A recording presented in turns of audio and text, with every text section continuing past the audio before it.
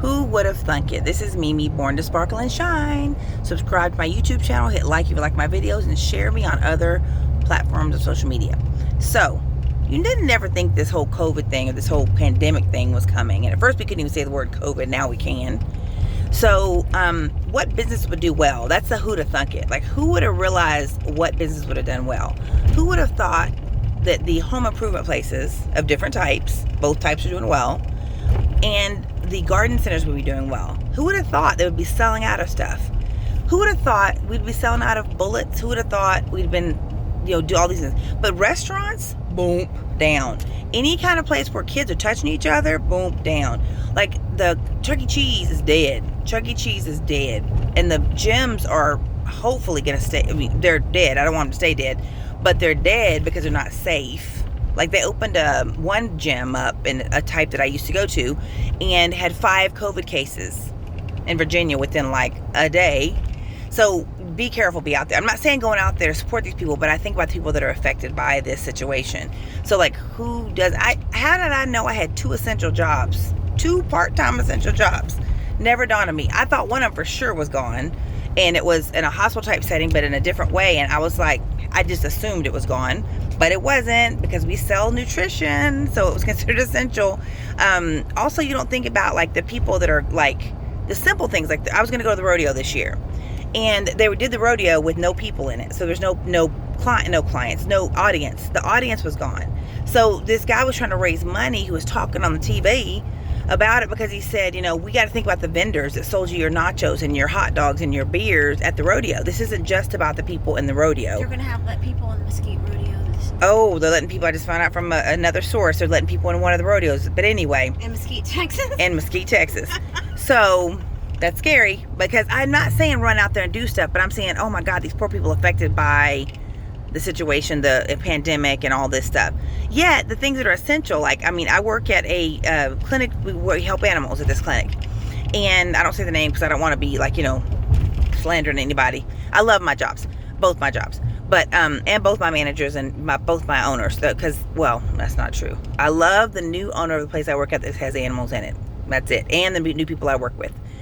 New people, not the old people, except for one, James. I love James. So, the whole concept of an animal clinic is considered essential. Yes, it is, because it's like a hospital for animals, but I just assumed just the 24 hours would be essential. But luckily, my 2 jobs, 2 part-time jobs equal 1 job, are essential. They're essential. Who would have thunk it? You don't even realize what jobs you have that are essential or non-essential. And yet in those essential jobs, don't you dare get sick, because then, of course, they got to close down the place because they're, you're affecting other people too. So, I think about things like pizza places. Who would have thought pizza places are like, they're not playing, they're doing well. Anybody that drive-through is doing well. But we just drove by a couple restaurants, and the restaurants that are frequented by the average person of different colors and variations and whatever, they are dead. There's nobody in them. So those poor people that work there, the cooks and the people who clean, the people who serve you, are suffering. They don't have a pay, they don't have their income, and they also don't have the tips.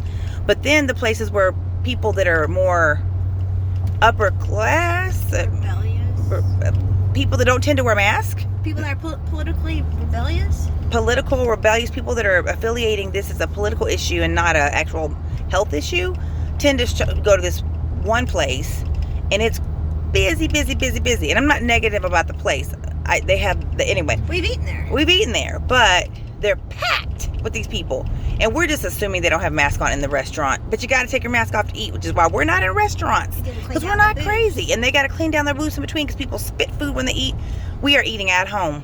We are rarely eating anywhere. I don't think we've had out to eat food in, I don't even know. We're barbecuing, we're eating at home. It's healthier for our bodies. I know, because we know what's going on in our food, but we are not taking the chance of going out there where people are spitting food and coughing on food. Those lions at the zoo that got the COVID, they got it because the keepers, unaware, not on purpose, were spitting on their food and coughing on their food and gave these poor lions the COVID. So you got to realize it crosses animals too. Like we had a case come into our clinic the other day that was possible COVID because of the coughing and the coughing and the coughing. So just be careful, but I'm praying for the people who are suffering. I don't even know what to do for them. I don't even have a solution. If you got a solution, comment down below. Help us come up with some solutions for these people, because it's going to separate. Someone was telling me earlier, it's going to separate out the working class from the rich people.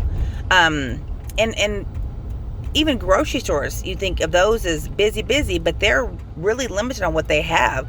Like, they didn't have any Epsom salt for feet. I didn't want any Epsom salt for feet, but there was not a piece of Epsom salt in the building.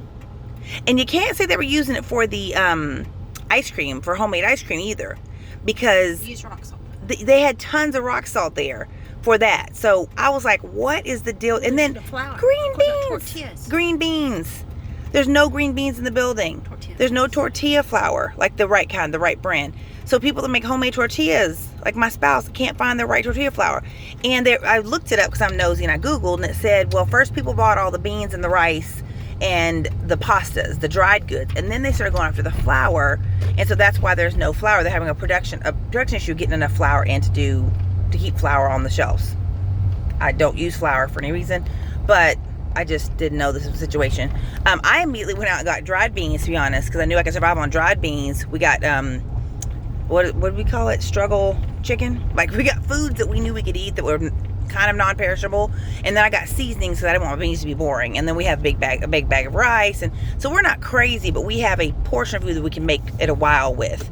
And canned goods and extra, every time we get canned goods, we get a few extra canned goods. A few extra. We're not buying out the store. We'll just get a few extra.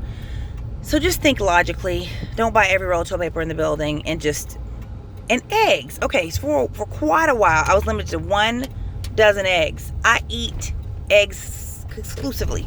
That's all I eat. I don't eat any other protein sources other than eggs, and sometimes tofu. I can find it, and it's not inspired in the country. I mean, it's not expired in the country because they don't sell a lot of foo-foo-y foods like tofu in the country, so they don't have a lot of that's in date, or most stores don't carry it. And then I do eat some beans too. So they were limiting me to 1 dozen eggs. I'm fighting having to wink at people to get them to let me buy 2 dozen eggs, and having to go to the store every day and be exposed to COVID on the way home from work, where I'm an essential worker, because of eggs. And that's perishable, but I just want them to eat. That's all I'm trying to do, is eat the eggs. I'm not trying to just hoard the eggs. So then I start buying egg whites, and so to try to make sure I had enough eggs or supplement my eggs. Anyway, it's crazy. It's crazy out here. The mask situation, the no mask situation. If you don't have a mask on and you don't choose to wear a mask, don't get in somebody's mouth. That's all I'm asking. Don't get close enough where they can kiss you. Thank you. So if you don't have a mask on and you're being defiant, or whatever you're being, don't get in people's mouths. You know what? Even if you have a mask on, don't get in somebody's mouth. That makes no sense. Get out of people's mouths, and we'll be done with this. I wear a mask because I choose to. I'm not fighting anybody else about a mask. But if you're not wearing a mask, or if you are wearing a mask, 6 feet. 6 feet, back it up. So this is Mimi, born to sparkle and shine. I hope you enjoyed this video. Have a wonderful day. Take care of yourself. Use hand sanitizer. Get some rest. And I'll talk to you later. Bye-bye.